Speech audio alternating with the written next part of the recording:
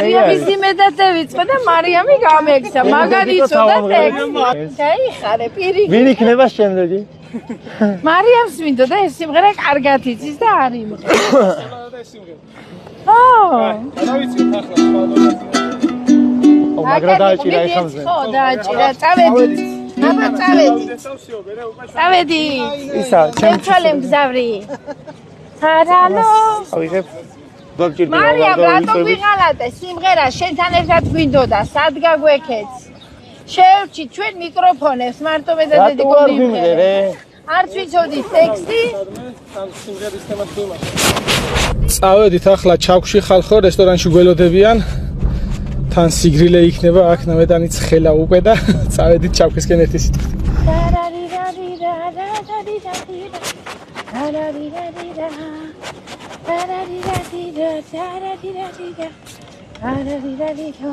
ზურა ჯერჯი ფანდური.